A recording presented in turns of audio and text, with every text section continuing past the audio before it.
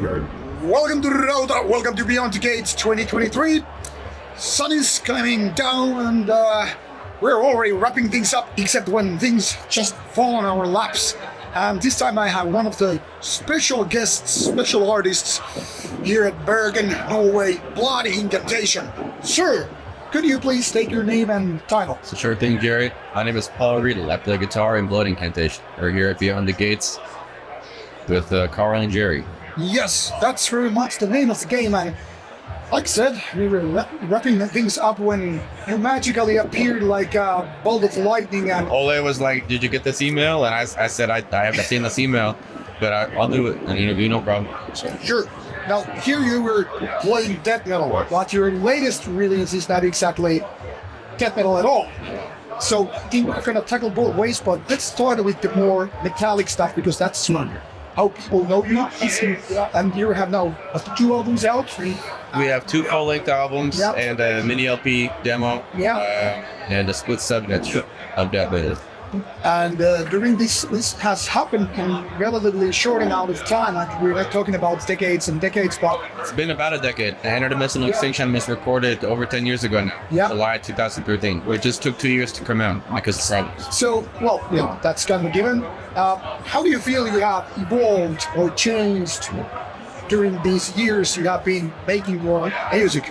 Well, someday I think it would be funny to make a iTunes or Spotify playlist of all of our songs that were written in chronological order, and then you could see a very linear trajectory of how the band expands as a concept and what we're trying to accomplish ourselves as people in the music and also making the music we like to hear as a playing at the level of our incrementally ever increasing physical ability to manifest what we're hearing inside, because it's a lot harder to actualize an idea than it is to play something. I say, so we hear these ideas and we're like, and this type of riff would be fucking cool, but we can't really play it yet, or it's like it's just beyond our reach. So each new song we make the last 10 years makes this each a little bit better as musicians. Everybody in the band thinks it's so each song, each release pushes the band as musicians, the music as a concept, and the listeners as an audience. So in that respect, you're like much like athletic guys, like pushing forward. I wouldn't say I'm very athletic. But I mean, like the music involved was like you have to be more technical and more skillful and all that stuff in order to push the boundaries. I just think that there's still more to be said. It seems like very easy to say that all the good records are 30 years old and that there's no cool ideas, there's no new ideas, no sounds. And people try to do it by supplementing like 200 frets and all these crazy microtonal things and being like, we don't play whatever death metal, we just play crazy jazz music, and that's totally fine. But I can't play any music like this. I'm not personally interested in that type of metal. We play very traditional. We set up 2 guitars, bass drums, 4 guitars, or 4-string bass, fretless, 4 strings, and then 2 6-string guitars. We do have synthesizers on the albums, and at some point next year we'll probably debut a 5-person lineup, because the next stage is even crazier than it's been so far. The have to go little by little, because you can't just come from a demo like Interdimensional to an album like Time Wave. You have to build the lexicon each step of the way. Now, you mentioned before we started your interviews that the music is somewhat cosmic. And you certainly have the alien themes even on the cover. So, can you elaborate? What's this? It's actually not about aliens. It's not sci-fi. It's about consciousness. It's about humans. The human experience. It's about reality. It's about everyday life. It's about the cosmos from the inside microcosm to the outside microcosm. Everything being related. Everything sharing a thread. Everything sharing an impulse. And the creative impulse that we're trying to archive our interpretations of VR music or art or whatever. This is shared between plants and animals and inanimate objects like rocks and things. Everything has chi, the inner energy force, the life force, and Blood Incantation's music speaks to and is informed by the life force permeating all forms of existence, both immaterial and material, regardless of whether they are recognized as biologically sentient or not. And so it's not actually about little green men and science fiction stuff. It's about the reality that, you know, there's 50 billion forms of life on just this one planet. We discover about 1,000 more on average every single year for the past 100 years. Surely it's the only planet that any type of life can ever exist on. You know what I mean? And so similarly, we are open, the music is open as a concept, and we are people that are open as people, that maybe there's something else happening that doesn't have to be a little green alien person with a laser phaser, you know. And even if there were, I think alien civilizations would be very similar to human civilizations in that there are a bunch of people who are fundamentally biologically the same, geographically politically separated, religiously conceptually separated. These schisms of intellect and ego, not actually important to the animus. We're out here in the world. All of these things are like just force that we just parade around our identity or our culture, or like there are all these things about society that keeps the world going. Because everyone's got bills to pay, that's right. But maybe there's other forms of life that look just like us elsewhere. You know, the Vitruvian image of man, you know, the Da Vinci style made of the image of God. Maybe this is a universal form. Bilateral symmetry exists in about 50 billion species on just this one planet. So it was more reasonable to suppose that bilateral symmetry or a bipedal sentient biological entity could be existing elsewhere. And regardless of whether they are or not, our music is open to this idea. It doesn't fancy the idea. It doesn't attain and prescribe to a particular version of it. It's just open to this idea. And human civilization is like a death, where maybe something else is watching us all scuttle about. And sometimes they scoop the sand in one direction, or they shift it to a different box, bigger box. Maybe we're like plants, like your roots get too small or too big for a plant, so you need to be replanted. Maybe human consciousness is inhabiting a civilization of human crab shells that are being, you know, transfigured. Each iteration of consciousness is manifestation in this, just this. And then maybe we are contingent, our existence is contingent on the cosmic realms of other biological forms, other forms of consciousness, other planes of existence that we might dabble in, dream states, lucid dreaming, you know, DMT or psychedelic experiences, meditative experiences, trans-psychedelic experiences. Just maybe the, 15,000 years of recorded art, cave paintings and rudimentary literatures that permeates all civilizations. Maybe they were trying to say something important to everybody, which is that maybe we're not alone, that it doesn't have to be a guy who's going to come here and sing down your lyrics. If they did, though, this is what I'm trying to say, perhaps that civilization will be much like this, where even within the governmental societal factions that are running this organization or this continent or this government, there's weird schisms within that. There's a guy working for this place who's actually a double agent for this guy. There's a guy who's pulling the trigger at this place who feels guilty about doing this other thing involving these other people who aren't even involved, but they're collateral damage, and they get it's all this thing, right? Kind of a butterfly effect. Exactly. So maybe we're all just part of this big ecosystem. Actually, the last lyric on Hidden History, our second album, is human life is merely a mosaic, endless parallel worlds and synchronistic events perceived by man as aimless chaos. Emphasis on the perception. It's not actually aimless chaos, because obviously you know that all things, despite the randomness of perceived entropy in the cosmos, everything is according to an order, you know what I mean? All things in their place, each thing in their time. And so we're just a band as an idea that's an artistic representation of the openness, perpetual openness to this idea, not subscribing or asserting any one particular variation of this idea. Nonetheless, we So this sounds very scientific approach to music as well as just a guy's approach. Yeah, but I mean, the way you describe it sounds very much like from a legal point of view, rather than just claiming certain ideology or making the statement that this is how it is or this is how it is. Exactly. We're maybe the only band in the world that's not telling people how it is. We're telling people what to think. We're actually just saying, what if? How about that?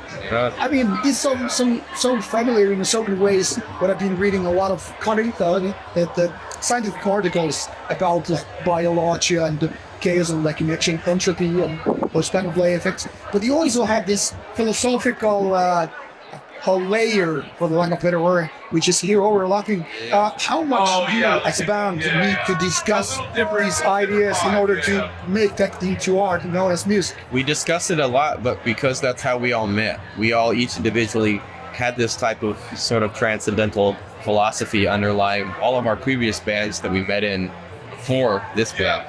And part of the reason we all are in this band and why we've only ever had one lineup. We haven't had, it's kind of uncommon for bands our age, to not have a bunch of session people or changing lineups with different albums or whatever. It's just us. We had a session bass player on our demo before we had a complete lineup. But since we completed the lineup, it's just us, and we all knew each other from prior to that anyway. Yeah. So we've all spent more than a decade on the road with each other. This band, our old bands, other bands, we passed like ships in the night, and we were drawn into this particular orbit specifically because we shared this communal penchant for this kind of transcendental philosophy that is not trying to say this is the way to live, this is the way to look at stuff, or this is how we believe things are. It's about the openness, the flexibility, the sensitivity, the suppleness, the idea, the potential. Something being maybe bigger or crazier than it's perceived as good. It seems like you have fantastic conversations when you tour, and you're having maybe we think. I'm sure people in the van are like, God, shut up. So some might make this claim, but okay, these guys are way too nerdy with the. We're super nerdy. That's why they're watching. We're talking. Exactly. I think no, this is very very different than the most typical death metal bands, whereas your music is not exactly very atypical when it comes to American-based death metal. How do you fit all these pieces together, like having the kind of old school but the technical approach to kind of a dark death metal, and then getting all these philosophical takes and adding that scientific layer? How do you think of that? It's just the music we like to hear. We want to make music that we think is interesting for us to listen to, and we each have thousands of records, and I've been personally collecting records for 20 years, also nearly half my entire life, 36. I've been buying records since 2002 or whatever. Like a lot of records were recorded here, man. First pressings back in the early 2000s, you could buy the OG Black Metal records for $15-20. Nobody was trying to buy records in 2002. You know what I mean? Everyone, oh God, I got an MP3 player. Everybody is reading CDs. Yeah, now they're like $300. I don't enjoy this, and I just here was thinking how I was sitting behind Pitten, the guy who recorded all this stuff. I was sitting right behind him watching L being played, and I was like, man, fucking surreal. This guy's just he helped make this sound happen. And this actually is two-part, but it plays into what we were talking about, this potential, this idea. An example, a fellow like Pitten, he was maybe around our age, maybe early 40s or something, when he was recording all these iconic albums here, back at a time when it was a fresh idea, fresh music, new ambition. And most people, I'm sure you've run into this, a lot of people, you go play something that's not top 40 hits rock and pop in a studio, they're going to be like, this isn't real music, it doesn't deserve the time of the day, it doesn't expect to be treated as art or ambition in its own right. I have to try to coerce it into, this is the mic you use, or you can't do this backwards, or all this stuff. A guy like Pitten was open to the idea. Yeah. And look what happened. The openness and the potential was realized because of the openness. You know what I mean? He didn't try to force people. And a lot of these more successful or renowned producers, maybe, not to say he's not going to, it seems like it's but a lot of these more iconic studios and producers and stuff will insert the sound. They'd be like, this is what you have to do to sound good, or to make a successful album, a successful record better. But look what happened when somebody was just open to the idea of a potential new thing being possible by people whose ambition was maybe not economically viable in that environment at the time. But now look at this. yeah, I think this is a kind of a surreal experience for me as well, because I mean, growing up in the 90s with black metal and death metal and all this stuff, back in the days, obviously, the first idea comparing to say more sound death metal, I've been thinking about these early, very experimental black metal albums. I mean, experimental in the sense like Absolutely. it was the first wave. They pushed it. They pushed the boundary. Creating those albums in a music hall, which is like, like meant for classical music. It was not possible. They're like, you can't do this. Exactly. You can't do this in our studio. Go someplace else. But he was like, let's do it. Let's see what happens. So this is very, very surreal in that sense as well. Now, talking about your music, however, after 2 albums, you went totally instrumental, totally metal-less album. And how did it feel to put out? Like, I don't know that you're very open-minded and creative. We're ready to challenge whatever there is, but I'm just trying to be myself. The best life I can live is the best life I got for anybody watching or listening. I'm trying to think about what that is. You should be yourself. Somebody else already exists with their name on it. But I'm not going to do a better job of what they're doing. The way you want to do it. What I'm more likely trying to say here is, I bet there was some conversations behind the desks at the record label.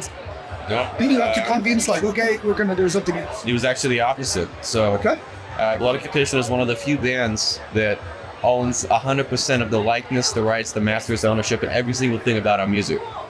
We own the copyright, we own the trademark, we own the master reels, we do all of the production and the layouts and all these things ourselves. We paid for the album production, except for the first album, Starspan, got % paid for, and everything else we've done ourselves. We paid, and except for the one we just did last month. But we do this because we don't need to worry about somebody coming into the studio and saying, why don't you do it more like this or that? It's because we paid for it, man. Those are our tapes, that's our recording budget. We paid for that stuff. We licensed the art. We did the layout this way. We did the merch looking this way. We did it this way because that's how we would like to pull a record off the shelf in our house and say, man, this one looks good. Let's listen to it. Oh, it sounds cool. It's arranged in a way that is complementary to this one. And that's the impetus for the band. We just want to make music that we like and try to make a mark that is distinctive in our manner, that is very cool if people are interested in it. And we think it's great to be at a esteemed festival like this, playing, fucking huge venue, thousands of people, great sound. People are excited. They know the songs. It's amazing, obviously. What we will continue and have continued as we have done, which is to stay stuff that we're trying to make is most personally relevant to our passion. And I think the greatest thing that as an artist that you can see in fans is the respect or their appreciation for that ambition and your own passion. It's like the actual Blood Incantation fan doesn't want Blood Incantation to do anything besides what Blood Incantation already does. It's just to be Blood Incantation. And there's people who maybe dabbles and they know one album or maybe know a song or 5 or something. They haven't read any interviews. They haven't even listened to people. They don't know any of our old bands before Why We All Met. So all they see is this band that comes out of nowhere and this album is popular, and they get all these festivals and go on tour all the time. They have no idea that I've personally been out to almost 20 fucking years in bands that these guys didn't hear about, because most of the people complaining about a band like that Incantation weren't involved in the scene in the early 2000s, and so they don't know what work was done behind the scenes. And if they pretend to, and their YouTube channels or whatever, this old forum or whatever, they're doing so precisely because they're not out there doing what we're all doing. We're just a bunch of guys at a festival. This guy too. He's proper. He should do a cameo and walk by. Yeah. But this is a perfect example of someone who's been doing it the way that they want to do it, and they're still here kicking. And people try to take them down. People try to say, "Oh, I'm gonna grossly misinterpret something you said out of context to do these other things, and I'm gonna try to crucify you for it on this digital crucifix that's just so permanent. I'm not even motivated by it, but I'm gonna say it online and then keep going on my Twitter." It's like, these people aren't real.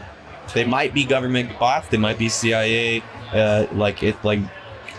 algorithm run thing. They might be some really bitter, jaded fucking person in the basement, but they're not real people. They're not free humans. Their souls aren't on fire. They're not in touch with reality. Yeah, they don't go to places like this to back. They don't do it. They go here to come and they complain, they judge, they do all this stuff. They look from far away and they say, why not me? And it's like, why not you? It's as easy as that. Why not you? get the tickets. When I was a kid Drop in a your ass. very small fucking town where no band came, no good music stores, one good music store, but you couldn't buy cult records. You couldn't buy, if you did, it was a revelation to find a used black metal CD in 2001. Yeah, I bet. It was like, holy shit, you know?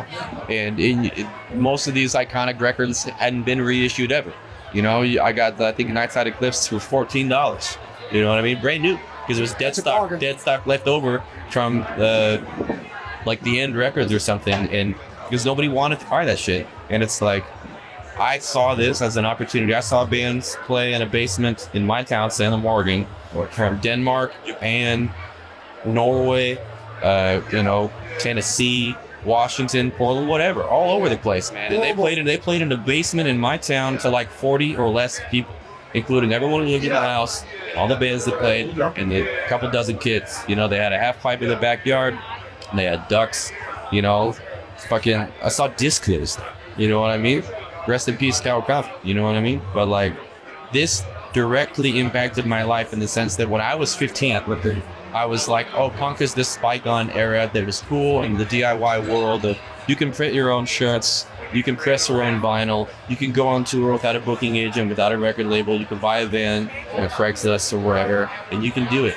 This directly affected my life. I was completely unaware that this was still happening. I thought it was only from the 80s and 90s. Then, you know, in 2002, the Nihilist demos were the same age as the Interdimensional Extinction is now. You know what I mean? So now we're sitting here. It's like a long time is gone, and people do still. you ever feel like the time is like shaping really, like sometimes you think like that album is so old, but fucking like early 2000s, an album from 1991 was indeed, like you said, just 10 years old, and it already felt back then like 20 years. It felt older then than they do now. Yeah, exactly. And I think that it may be another conversation. I think that's part of the hyper modernization of social media, the internet, this instant accessibility that makes everything tangible at the outset.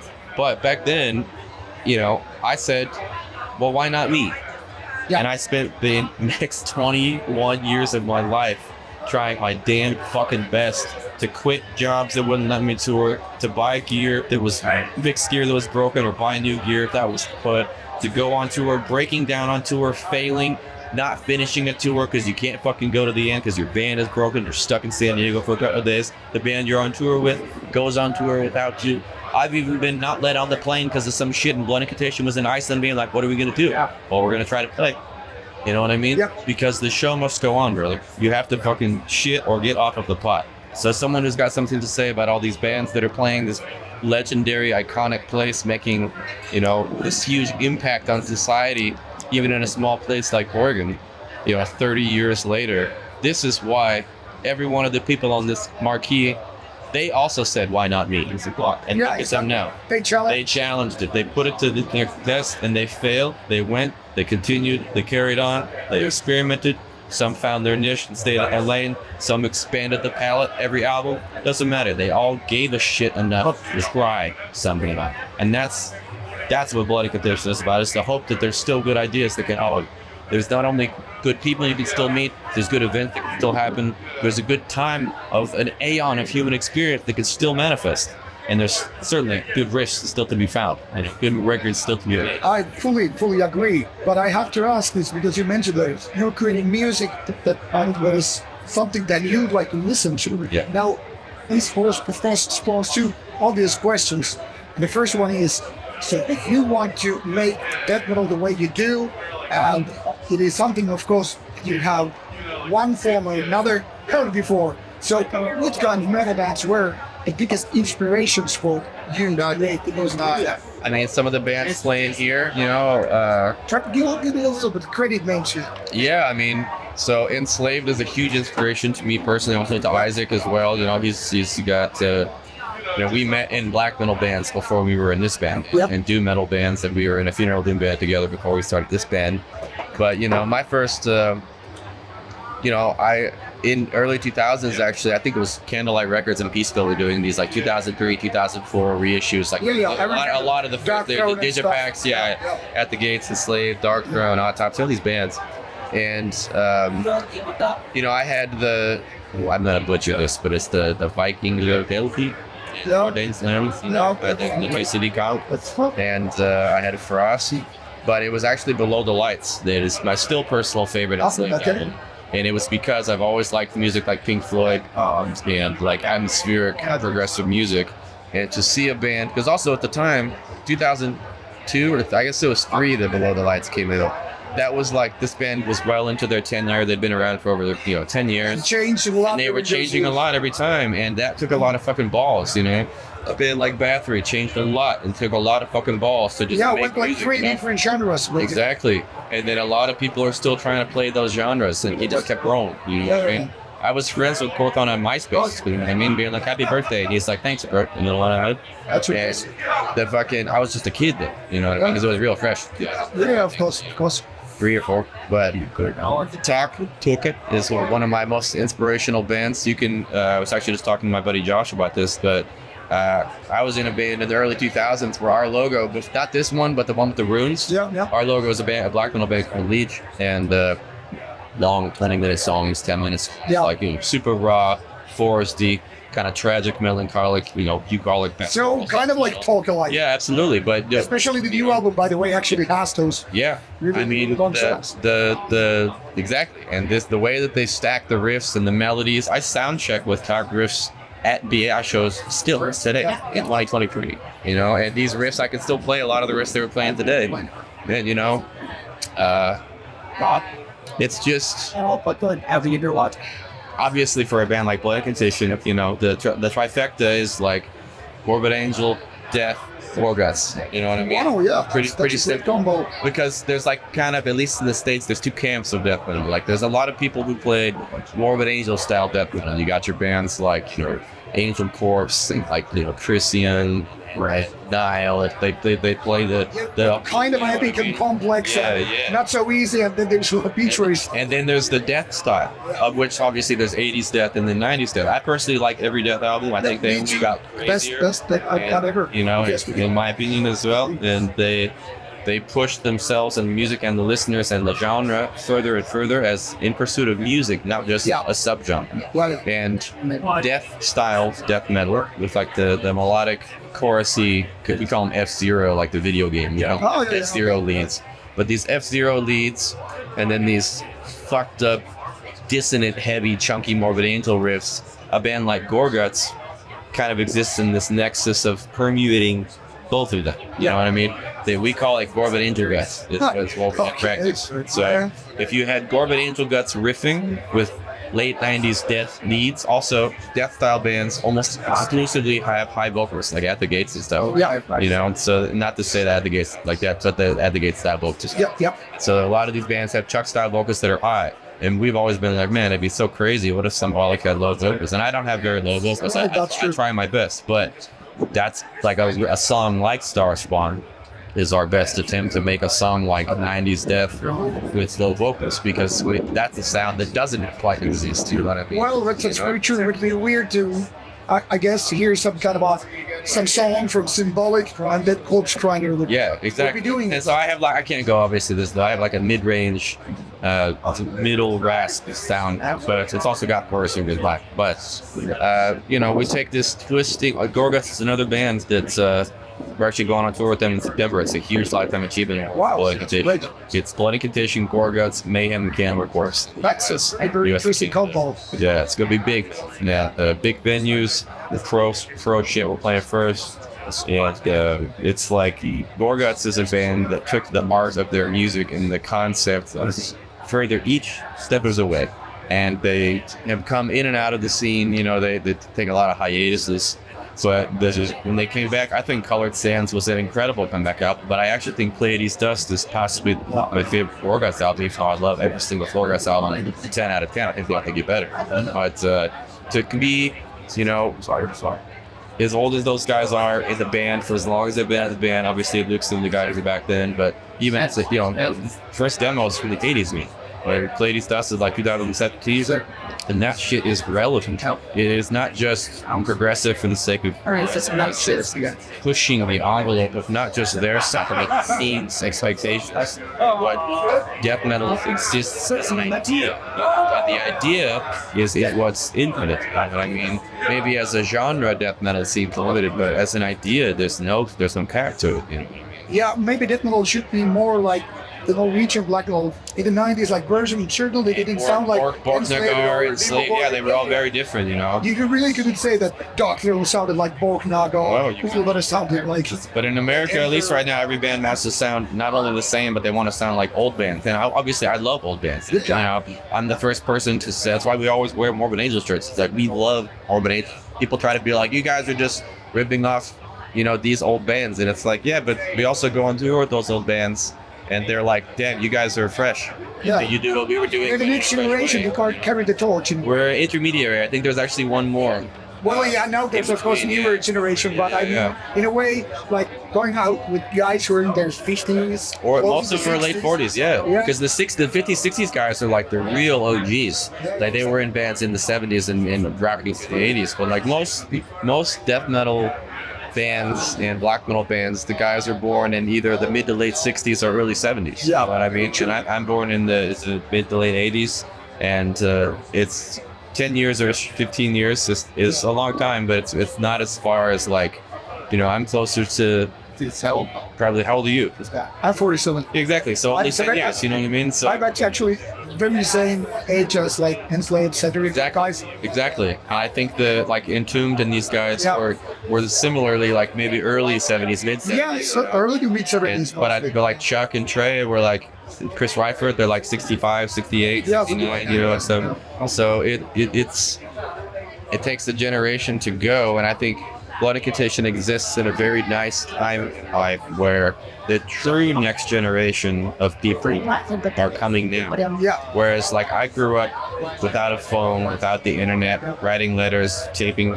So since you are old school. Yeah, but I also, the internet happened when that was happening to me. Yeah. So then I was like, not like I know how to save as a PDF. You know what I mean? Oh, yeah. It's like I know how to fucking use the internet. But if the internet went away tomorrow, I could do the exact same thing I've been doing the past 20 years. Yeah. Find the same records I'm looking to try to buy, get the same gear, make the same tour routings. Obviously, the internet, social media are convenient, but I don't need it to find interesting things to do with my time. Whereas a lot of the new bands, they find out about the bands on these. They don't read the thanks list of the vinyl. They don't look at the band photo and see what patch this person has or what shirt they're wearing. Yeah, I remember like zooming. Really trying to figure out what the fuck this was, you know?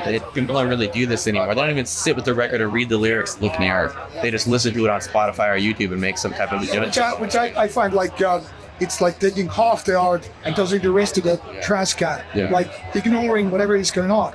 But now that we touched so much the metal side of Blood Incantation and certain inspiration, what about the ambient set? What that is coming from? This is, again, same with the underlying philosophy of the band.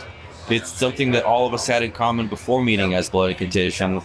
And, you know, I personally have been making ambient music, solo project stuff, my own tapes since the early 2000s, before I even moved to Colorado and met any of these styles.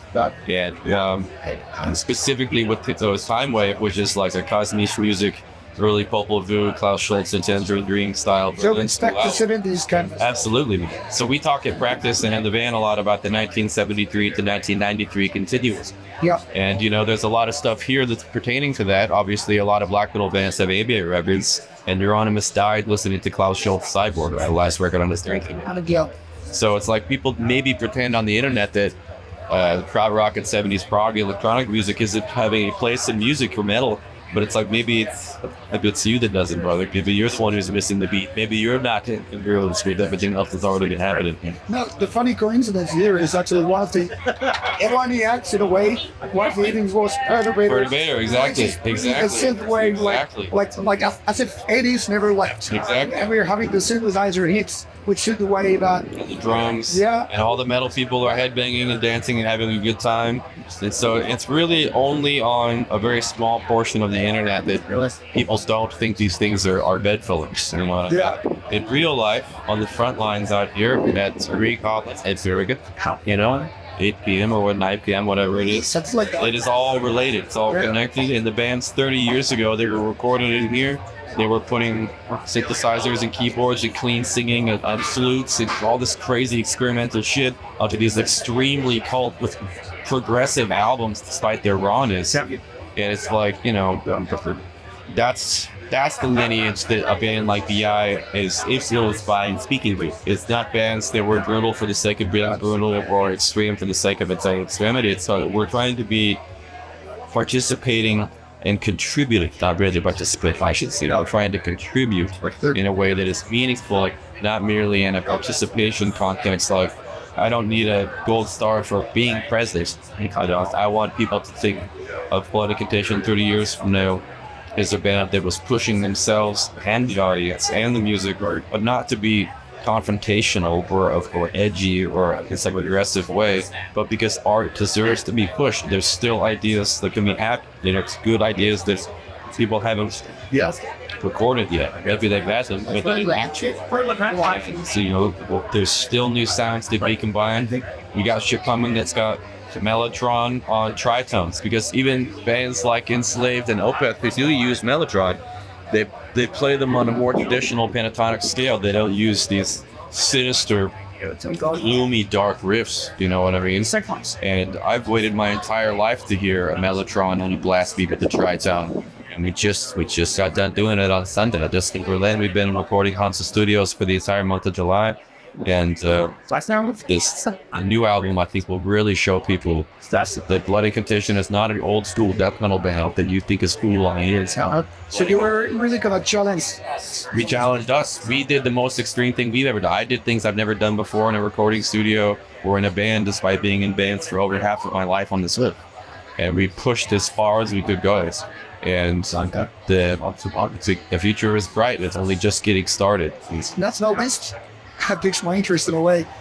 How are you gonna do the new zones? Really play your ambient stuff going into the future or whatever you have? Well, we did do Time Wave Live. It's a production issue where you know, it takes longer to set up a synthesizer show than it does a death metal show. And, you know, especially each, you know, I have 4 synths on Time Wave. I think Morris has 3. Jeff's got 2 or 3. Isaac's got 3. You know, are your gear junkies then? Yeah, I mean, It's never good. but you know, we got a lot of gear, got a lot of records, got a lot of books. You know, media art. You know, humans are records. You know what I mean? Well, yeah. When you make a little baby human, exactly, you are a record of the things that happened before. All art is a record of something else. I just think that the audio record is my favorite type of record. Yeah, it's my favorite film. And so we make music that is catering to our interests as musicians who like older gear, but that we're not averse to new technology. Like, you know, we actually just recorded to a click track for the second sound ever. And I've only done that in 2 other bands ever anyway. Our first 2 albums and Time Wave Zero recorded basically live to 2-inch tape with minimal overdubs and only a few punches. And we've already shown people what a band like these 4 guys can do if you put them all on a riff together or live on tape. So for this new album, which we just recorded, we were like, what if, let's get that out of the way. And now, what if we were to build something? What happens? What kind of music can Blood Incantation make if they're chiseling away at a giant crystal rather than just getting in, getting out? You know what I mean? It's hitting recording, is getting on tonight, whatever, which I think is a great way to make an impactful album. I just love the sound of those old records, and I like older records that were made that way, and I still think that I'll do a record like that again. There's no right or wrong way to make a record to me. Each one just has its own feeling. And for a record like Time Wave, we did play the show, you know, it took like 4 hours to sound check and get everything actually going, because with no MIDI and no click track, when we're all playing together, it's like a live death metal show, except for being able to hide behind the distortion and the fast drum and all this loud volume. If I'm looking over here at Morris and I'm waiting to hear his cue, if I can't hear it in the monitor, I need to be like, this is, I think, the 4th or 7th time, and now we're supposed to sync up on this harmony, and we're doing it in real time, just like if we were playing a death metal show where if I can't hear anything through the stage monitors, I need to look over and see the drum kit or see the guitar or the bass and try to just feel it out. And sometimes you don't even get to hear that, and you just have to run on the muscle memory, and the autopilot kicks in, and you all stop at the right time, and you keep on going. That's like fantastic, like it's wordless communication. Synergy, yeah. And this synergy is tantamount to the bloody concept as both recording and personality. And we all have this great, musical language that we not only have refined over a decade of playing death metal all over the world together, but with Time Wave specifically, we had to relearn how to communicate with each other in a completely new way without any of the security of our traditional instrumentation, and we had to communicate with each other in a new, fresh environment while still trying to create the sound end result. And it made us grow as musicians and as friends and as a band. And during 2020 through 2021, we have like 50 plus hours of recordings. Because during COVID, we bought like a computer interface, recording interface, a bunch of stuff to record in the practice space and just demo stuff out, and getting the hang of what it means to play live but composed experimental electronic music together. We had no guitars, no drums, practice for like a year. Then I think we did a couple practices to film this Adult Swim video and then the Century Media Live practice bass video, but that's the only time we played any metal at all during all of 2020. We were just working on stuff for a year, improvising together. We go to practice the same 4 to 6 days a week, 4 to 10 hours a day, just like we do for our death metal since 2013 or so. Which is to say, practice. Don't complain, go to work. But the schedule remained the same despite the context and music changing. And then after about a year, maybe a year and a half of improvising together, then we started to write that music. And we had all these hours of recordings to listen back to and be like, that was a good idea, or that was a good theme, or let's remember how to play that, or let's modify that. And then we take these ideas and we compile them in the same way that Blood Incantation stacks riffs with our death metal, where it's like at practice we'll be doing an idea, and then it's like, okay, you take this one and then I'll stack it on top, and then okay, cut to this and snap over here and do all these. We have the same musical language in both. And so if someone listens to Time Wave laying down with their headphones and their eyes closed and just lets the music take them rather than expecting the music to do something, you know what I mean? If they surrender themselves to the music, they'll get a lot more out of it rather than waiting for something to happen, because it's a minimalist approach. It's so subdued, and BI in general is a maximalist, which is like more is more, you know what I mean? And we want to stack it and make it as intense and crazy as possible to reflect how real life is so dynamic. And, there's all these ups and downs and these peaks and valleys, and life ebbs and flows through between the horror and the beauty. And so we wanted to make it music goes like artifacts. That's the melodic interpretation for minimalist expansiveness, void of inner space. Outer space is the metaphor. It's on the album covers, it's in the band concept. People look at this stuff for the aesthetic, but it's all about consciousness. Like that band is about inner space that's the first space, outer space as the macrocosmic reflection of an initial impulse of thought and consciousness, you know what I mean? Which is what all mystery schools throughout all ages were trying to talk to you. I am. They have this metaphysical magic in the universe. Even just the words people speak, the language they break themselves in with their aesthetics, and it's like the stuff they're fixating on for their lyrics or their imagery or for the stuff. That's why BI doesn't have any stuff that is cool for other bands to do better, because we can't do that in an honest way, because we'd be opposing. I'm personally not interested in really brutal stuff, because I understand those energies. Evil is and for many years, actually, when I was young, especially being influenced by a lot of these guys. But And I was obsessed with and sewing Discord, and just, like misanthropic, acrimonious shit into the world because, fuck me, I've had this, why am I suffering? Fuck this, I'm gonna make it antagonistic as possible. I'm gonna make noise, black ambient, harsh noise, or all this crazy, violent, aesthetic music. But then, life goes into this, life ebbs and flows like a river. Your consciousness expands, your experiences elevate your perception, you grow as a person. You start seeing different angles, Exactly. kind of a transcendental. So we needed to make music, I personally, and Alpha Side Bandmates as well, we needed to make music that reflected this inherent dynamic growth of the human experience, because every other band is already more brutal. We know every other band already plays better. Every other band is more evil. Every other band is more old school. We get it. That's why we just want to be sorting with that. And, we want to make music that we think is interesting for us because, of the thousands of records we have, love and worship, there's still holes missing. And sometimes you wish they played a part like that just a little bit longer. Or sometimes you wish they did bring in a part like this and top of a part like that. So we just want to make it in the way, in the sequence. You find your own niche. Yeah, like that's what we want to hear. And for a record like Time Wave, I love bands like Ulverk or bands like Corrupted or Swirls, these bands who drop antithesis to their concept album, so they switch gears, and Ulver is a really huge personal inspiration for me because they did it straight out the gate. Their second album, not only was the first album crazy from the demo, a lot more, pastoral and ambitious, but then they go completely acoustic and everyone's like, oh, they gave up. They don't know how to play metal anymore. Then they drop this editing album, which is even more fucking raw, even more fucking aggressive, and even darker and more extreme and more melodic at the same time. So this band then was like, I think we've said what we need to say.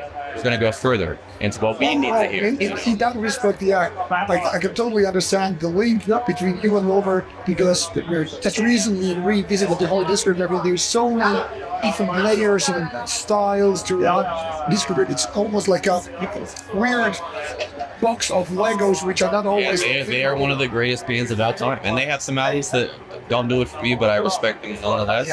And some of their most different albums are some of my favorites, even though I think their live albums are absolute classics. So to me, but I think if I had to choose between them, it would be between the Vargnat and Bergtad and Ends. It would on the other side, it would be Shadows of the Sun, Waltz and Gurren, Science, just had to say, sounds like I in my opinion. They really opened and also when I heard those records and I was 15 years old, they really opened my mind to the idea that why am I limited to what genre some guy bought a record of me from? That's his problem. That's This band didn't give a fuck, and they're still putting out interesting stuff, similar to Gorgas, similar to Enslaved, especially. Like when I first heard Below the Lights, I straight up thought it was David Gilmour playing in a black metal band. So it was like, I gotta, this is so tight. And that's the type of energy that I'm trying to bring into this world, because there's enough problems in the world, there's enough unsupportiveness and dissonance in the world, and I'm trying to, for my own karmic death, because I've sowed a significant amount of dissonance in this world. I'm trying to mitigate what I have contributed in that world, this world, by making stuff that is hopeful, creative, ambitious, because life is creative. A flower grows, a tree grows leaves, the sky paints these paintings like we're living at right now. Everything in life is artistic and beautiful, and everything, art as a spectrum, as violence and treacherous, fucked up shit that happens that doesn't have a place in the society, but nonetheless exists in the animalistic case. Well, unfortunate is it. Exactly. And so just because something fucked up is happening doesn't mean I need to revel in it. Though I did in my youth. I think it's a mandatory phase for all of us, all metalheads. We just can't go all Beatles or hippie. Yeah. We need to have this kind of esoteric phase and the violent stuff. Exactly. You grow. You grow. And some people and then we need a different pot. Exactly. But I just want to make something that a guy or a person like myself at that time, as an impressionable age, can see it in ambitious idea that is resonating with them, that they're going to say, wow. Because even though, I'm not an old guy, but you guys are older than me, but guys younger than both of us think that we're all old as shit. Yeah. They're always they're all young and they're like we should already go and retire and die and all this stuff. But if imagine I met we just did a tour of the States with Obituary, Malaysian band Viva and a hardcore band, and I met a lot of people who were there with their dads to see Obituary. Yep. And they were a 15-year-old kid, 17-year-old kid, because they play a lot of all ages shows, which is hype. A lot of death metal, black metal tours around the bars, which I understand. But imagine I stood outside of shows that I tried to go to when I was a kid that I couldn't go to. But even in the States, it's 21. Yep, I know when States are not allowed alcohols. Exactly. Yes. So I would just wait outside and just listen. I'd try to ask somebody, can you buy me a shirt from this band? I had to take the bus to Portland to see this bands play at a pizza shop that I can't even go inside because they serve beer. I'd go home. But I met these 15, 17-year-old kids like I'd never heard of your band. I'm just here with my parents or whatever. And you guys were crazy. I had a good time or whatever. Like, he was signing my stuff. And I'm just like, dude, this person, we are so much closer to like Tony Iommi's age than that kid is to our age. You know what I mean? Yeah, so we have a responsibility to make meaningful art that contributes to the gestalt expansion and elevation of not just subgenres of metal or media consumption, but human consciousness and civilization and art are contingent on each other. It's art that moves civilization, not politics, not war, not civilization itself. It's not the society. Everything is the commodified after effect of the impulse of the creative human spirit. Alleged. This is done by any art. But in that sense, now the last 10, 15 years, I've been so motivated to just do the best that I can do in the context of the cards that I'm dealt each day at a time with the music I'm in and the band I'm in. And when I was 15, I would have loved the biggest death metal band in my country to drop a fucking 180 ambient record because they like it, not because they're trying to be more popular. Because everyone's like, they're sellouts. It's like, yeah, because that's a really good marketing idea. You know what I mean? That's the most trendy thing you could ever do. I think it's like the anti-zilla. Like, let's just in some way make 90 degrees turns and like this off. Exactly, because it's not about what's marketable or trendy or cool. It's about what Blood Incantation wants to do for our band. We're not saying other bands need to do it this way. I'm not saying a band that don't do it that way aren't cool. It's just for us what we want to do. That's how we're gonna do it. And then the next one is gonna hit even harder. Like Hidden History on 45. You know what I mean? It's going to be the most fucking brutal, intense, technical, and complex Blood Incantation music ever. And it's also the most ethereal, serene, beautiful, and atmospheric and cosmic Blood Incantation music ever. And when it will be out, roughly? Next. We just finished it on Sunday, man. Yeah, of course. But I'm like, are we talking about more like February or September or something? No, it would probably be earlier, I suspect. We're not in a hurry to get it out. There's a lot to coordinate. Similarly, like you were saying, how will you bring this to the stage, integrating the ambient and the metal? Well, we would have to get a fifth member because of the increasing amount of synthesizer electronic parts. But then also, we already have samples on stage, and we have like the setup music and the breakdown music to try to kind of set the tone of the show.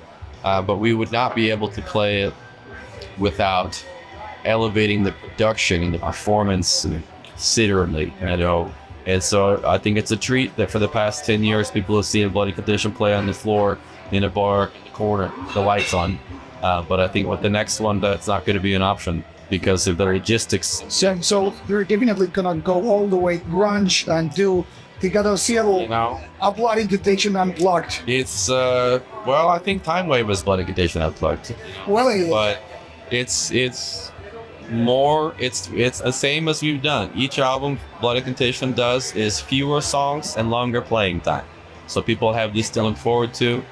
And it's the most insane shit we ever did. It's the most insane shit I've ever been involved with as a musician. 21 years of being in bands of multiple genres, and we all pushed ourselves more than we thought was possible. 5 years ago, if you would have showed me what we just did, I would have been like, what is this? This is psycho music. But now I hear it and I'm like, man, here we go. Let's get it done. Let's make something happen. And we'll try our best. And then the next one, I don't know. I was honestly so brutal. I would be surprised if we could. I guess I thought I didn't think we could outplay Hidden History, but we certainly have. So I guess we'll have to wait and see what the next one does. All right, you kind of stole my last question before we need to let things go and all that stuff, but let's do it. Still one more. So now for till 10 years, because we're gonna do sequel to this one. Yeah, but in some place, somewhere, some years. Yeah, well, A little bit foretelling.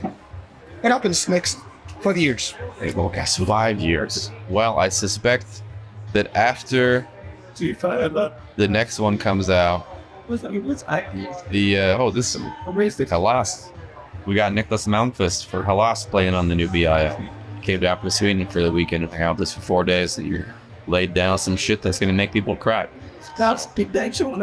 But the next 5 years, a year from now, we'll be doing the new album, and we'll only really be able to play the new material. And we probably will have to do that for 2 to 3 years, because we toured Starspawn for 3 years all over the world. In history, we were trying to, but then COVID shut everything down. So then we've been playing catch up since 2021, trying to play those songs. This show, and also Tusco Open Air, we played in July or June before recording. It was all old stuff because we've been writing this new album since last year and even before. When we got back from Australia with that congregation last November, we just same practices ever, 5 6 days, 5 to 10 hours every week, writing. No old songs at all. And then when we had to go on tour with Obituary in April, we a couple weeks before, we were like, all right, let's first set, do the album, we'll break for lunch, we'll come back to do the set for the tour, you know what I mean? And then we did that for the tour, came back, and immediately in June, album. But then all of our other bands, Storm Keep, Expect the Voice, were playing shows throughout June, Copenhagen and Denver, and so we had a lot of stuff to do. And again, album, and then a couple days before we got to do the set, you know what I mean? So we played these songs because they're old, and it was mostly Muslim. Maybe that's why the set wasn't very good. But we tried our best for having practiced one time in the past 6 weeks and playing in completely different music for the past 6 weeks, And then we do the new album. We'll probably have to do it for 2 years to really show people that it's serious and that it can be done. Because I think that's going to be the hardest thing for people to believe when they hear it. But again, when they heard Starspawn, it seems so atmospheric just by being ostensibly a live recording. And they're like, oh, you sound better live, or it sounds just like the album. How do you do this? And it's like, it's the same simple pedals, simple amps. Like, we're just playing it how we recorded it. And so we'll have to do that for this one as well, but with the addition of a 5th member and to be revealed. And after 2 or 3 years of that, the thing we've been trying to do since even before Time Wave is soundtracks, film scores, movie soundtracks, something for TV, a documentary, Bernard Herzog style, like Hopeful Blue or Tangerine Dream and Tal Schultz. Like Godspeed, Black Emperor, these bands who to make soundtracks. That is the highest ambition a band like Blood Incantation could aspire towards. No, now I'm projecting a little bit. There will be a GTA 6 Grand Theft Auto. We would. Yeah, at the GTA 5 had, Catcher in Dream, music with DJ Shadow. I feel like great bands. Yeah, and we actually just had Tangerine Dream. Thorstep and Tangerine Dream is collaborating with us on the new album. We went to his studio. He came to our studio. Is this a chemistry more? So I'm projecting we will be there somewhere. The soundtrack section, we will play some really cool open world. I hope so. Action role playing, whatever game, psychedelic themes, and there suddenly was like titles, songwriting, Blood Incantation. We absolutely will do this. Right. That's why Time Wave is. That's why we had to kind of make a. So we have a visual disc on the 2 CD bonus version for the first pressing. There's a limited version with 2 CDs, and it had a bonus track. And a 5.1 surround sound mix that had a Blu-ray that had 40 minutes full of psychedelic alien visual soundscape stuff. Too bad those never arrived for review. Yeah, well, it's there. Yeah, I understand, but it's like a planetarium movie. Like you go into the planetarium and you see all this crazy stuff. And so we kind of made the soundtrack for a movie that doesn't exist, and then we made the visuals for this movie that doesn't exist, just to show people that it's not happenstance or accidental that we're doing it like this. It's like we really believe in our ability to make compelling atmospheric music in addition to still playing death metal like we like to hear, you know. And the only reason why people say a band can't do both is because of media and marketing conditioning. There's no reason why a band can't do both. We could play with Morbid Angel one day and open for Sun doing Highway Zero the next day. No problem. The only problem was people being, you can't do that. No. Well, you know, it's like these fucking nerds, dude. Get a job. Like you said, work. Yeah, go to practice, you know. You don't like our band, make a better band. That's the only reason I'm in a band. I heard a lot of bands I loved, and I was like, why not me? Right. This is a very, very good way to wrap things up before it gets too cold and all that stuff. It is chilly out here. And I want to pick your brain in about 4 years after this one, and we're gonna talk about like what we discussed here, but not rather than replacing this one, more like Sigrid. Yeah, let's do it. So, final words. What do you want to say to the audience before we go and say bye-bye? Thank you for listening. That's all. This is Beyond the Gates 2023. Blood Incantation. Great thoughts, great music, interesting ideas. Crazy people. Crazy people. Crazy music for crazy people. Exactly. So, take care and remember to check out every possible band that you find at least somewhat fascinating before it's too late, because you never know. Yes. Good night. Bye-bye. Wow, Eric. Thank you so much.